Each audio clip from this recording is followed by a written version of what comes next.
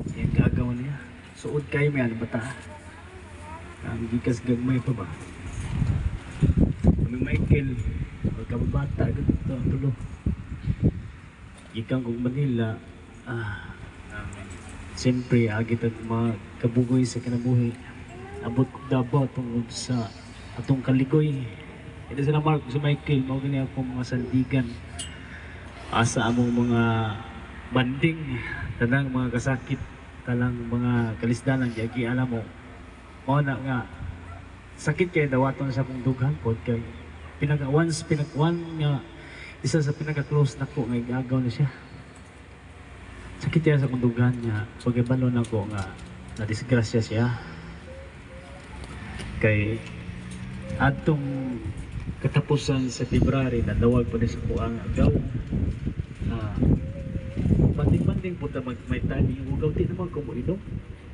Para mo kibisyo tumuting akong kabusado sa akong lawas sa unang panahon. Ingon siya nga pasig banding na magkanta-kanta lang na dress ka angkol. Nga po sige gaw suruyon ta ka. Siya pag binamugos ako nga suruya ko gaw nga kanang pares din ako. Yung ko sige tawagan lang ta ka nga nanang adlaw mo na udabaw. Kini po nagkilisod po ta kay ako nang balik ko diri ko nang kontrata sa Davao. Nga mo ko mga kontrata rong tungod po sa atong bata lagi nga sige ingon niya. Diri lang sa siguro po kay mingaw ko kayo mura pag nahitabuan ning sitwasyon na sa iya. Pero anam mo na mugdawat kay kitmaning ginaingon lumalabay lang ta. Walay magbabilin dili sa kalibutan. Padulong ta sa pagkaabo.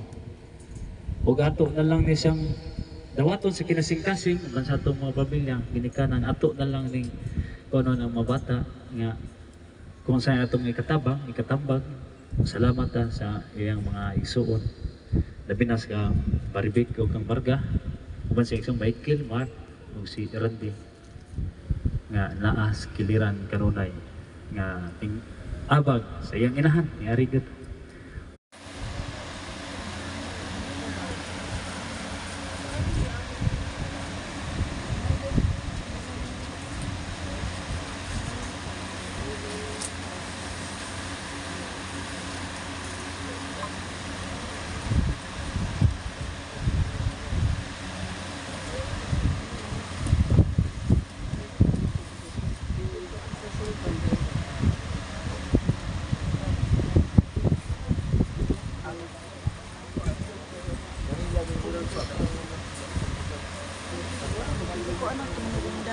Ano nga kabangin sa sila sa palihog ko